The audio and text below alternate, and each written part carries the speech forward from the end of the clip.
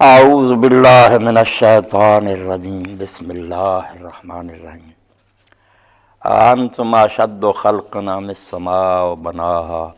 رفع سمكها فسواها واغطش ليلها واخرج ضحاها والارض بعد ذلك دحاها اخرج منها ماءها ومرعاها والجبال ارساها متاعا لكم ولانعامكم فَإِذَا جَاءَتِ الطَّامَّةُ الْكُبْرَى يَوْمَ يَتَذَكَّرُ الْإِنسَانُ مَا سَعَىٰ وَبُرِّزَتِ الْجَحِيمُ لِمَنْ يَرَىٰ فَأَمَّا مَنْ طَغَىٰ وَآثَرَ الْحَيَاةَ الدُّنْيَا فَإِنَّ الْجَحِيمَ هِيَ الْمَأْوَىٰ وَأَمَّا مَنْ خَافَ مَقَامَ رَبِّهِ وَنَهَى النَّفْسَ عَنِ الْهَوَىٰ فَإِنَّ الْجَنَّةَ هِيَ الْمَأْوَىٰ۔ سورہ النازعات کی آیات میں نے تلاوت کی ہیں۔ اللہ تعالیٰ نے سوال کے انداز میں ہمیں متوجہ کیا ہے کہ سوچا کرو، تمہیں اللہ نے عقل دی ہے، اس سے کام لو۔ رومی رحمۃ اللہ علیہ نے بڑی پیاری بات کہی ہے کہ مجھے اور آپ کو عربی زبان میں انسان کہتے ہیں۔ انسان عربی زبان میں آنکھ کی پتلی کو بھی کہتے ہیں، یہ درمیان میں پتلی جس کی وجہ سے دیکھتی ہے آنکھ، اس کو انسان کہتے ہیں، انسان لائن۔ تو کہتے ہیں انسان کو بھی انسان اسی لیے کہا گیا، آدمی دی دست باقی پوست است،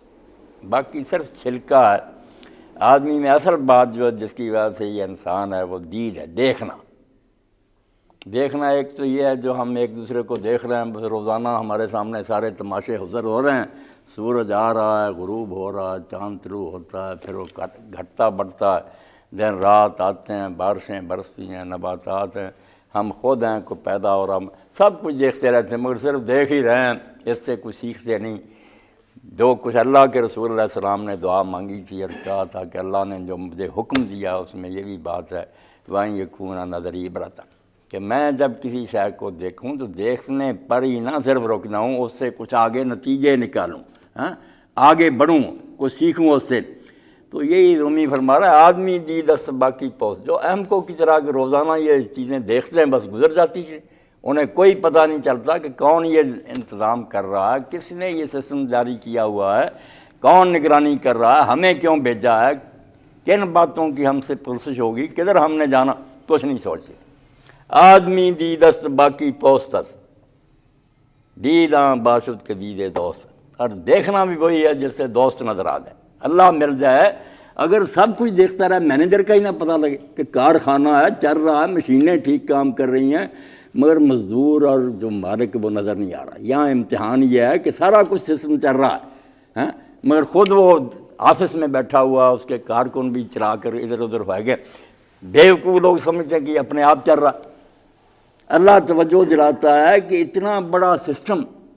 عرش عظیم سے تحت صراط، اتنے آسمان، اتنا بڑا سورج جس کے سامنے تمہارا اپنا علم کہتا ہے کہ 50,000 زمینیں بھی اس کو ڈھانپ نہیں سکتی،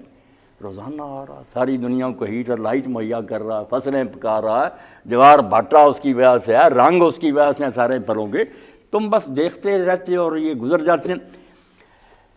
شروع میں بھی ماسٹر صاحب نے جو تلاوت کی افلا ینظرون الی الابل کیف خلقت، اللہ کہتا ہے یہ اونٹ کی طرف دیکھتے نہیں کہ کیسے بنایا گیا، ایک پانی کی بوند ہے، کتنا بڑا ہے، اس کے سواری کا سامان، گوشت، اس کی کوہان، جس علاقے میں اس نے رہنا صحرا اور بیابان میں، اس کے لیے اس کا مناسب جسم کہ اگر کئی دیر تک اسے پانی نہ ملے تو کوہان ہی جو ہے نا اس کی چربی ڈال ڈال کر اس کو پانی مہیا کرتی رہے، اور پاؤں ایسے کہ ریت پر وہ نا تیرتے چلے جائیں، یعنی جو چیز جہاں بنی ہے عین ٹھیک بنی ہے، یہ سب کچھ دیکھتے ہیں۔ افلا ینظرون الی، حیرانی سے کہا کہ کیا انہیں اونٹ نہیں نظر آتا؟ نظر ویسے تو آتا، روز سواریاں کر، میں اس پر جو غور کرنا چاہیے، فکر وہ نہیں،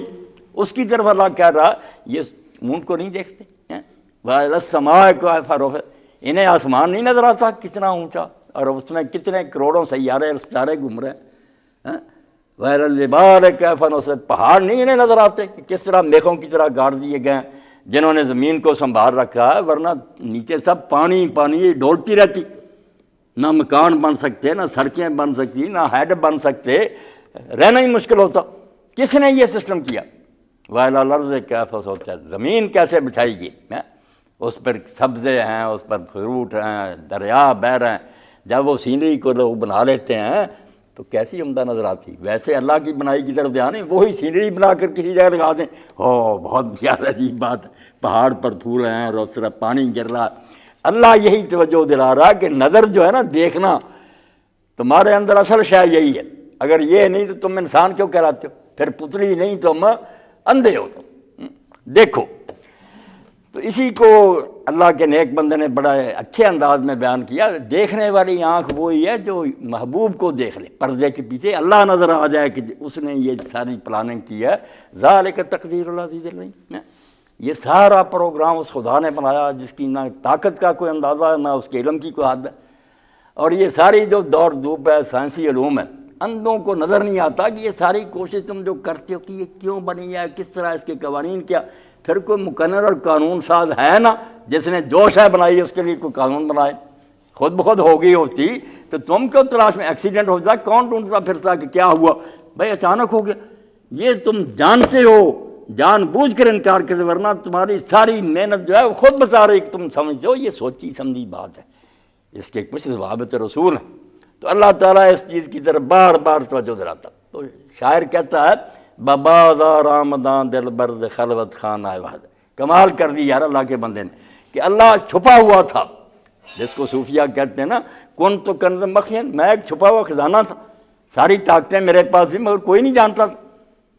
فاحببت ان اعرف، مجھے یہ بات اچھی لگی کہ لوگوں کو میرے کمالات کا پتہ چلنا چاہیے کہ میں کیا ہوں، کیا کر سکتا ہوں۔ فخلقت الخلق، دنیا بنا دی۔ تو کہتا ببازار آمدان دل برد خلوت خانہ وحد، پہلے تنہائی کے خلوت خانے میں یار چھپا ہوا تھا، پھر وہ بازار میں آ گیا۔ یہ بازار اس نے لگا دیا، سٹار لگا ہوا ہے، زمین ہے تو پھولوں سے لدی ہوئی ہے، پھل ہیں، دریا ہیں، جانور ہیں، سواریاں ہیں، ہمارے لیے بیوٹی پارلر ہیں، لباس ہیں، درخت سلامی کے لیے کھڑے ہیں۔ ذرا نکلیں تو صاف نظر آتا ہے کہ جیسے خلیفہ جو ہے نا اللہ کا نائب، اس نے نکلنا ہے، دو رویا لائنوں میں درخت کھڑے ہیں سلامی کے لیے، دونوں طرف پھول کھلے ہوئے ہیں کہ اس کو ناک لگا دی ہے۔ اگر ویسے نہیں مجھے جان سکا تو یہ خوشبو اس کو کھینچے کہ کس نے ان پتیوں میں یہ شیشیاں ڈھیل دی ہیں۔ سواریاں کھڑی ہیں کہ جب اس پر سوار ہو تو سوچتے کون ہے جس نے سبحان الذی سخر لنا، ہمارے بس میں تھا کہ اس جانور کو اپنے قابو میں کر رہے تھے، یہ تو مالک تھا جس نے کہا اتنے دور دراز کے سفر یہ کیسے کریں گے، کیسے سامان وہاں تک لے جائیں گے۔ تو جب یہ نظر نصیب ہو جاتی ہے نا، دل بینا بھی کر خدا سے طلب، آنکھ کا نور، ہاں یہ جو ہے نا آنکھوں کا یہ روشنی وغیرہ یہ کوئی نہیں، جو دل کا نور ہے اللہ وہ مانگتا، وہ نظر اپنی۔ تو بازار آمدان دل برد خلوت خانہ وحد، تنہائی کے خلوت خانے سے وہ محبوب بازار میں آ گیا۔ تماشا را بازارا ببی خوبی ہے بازار،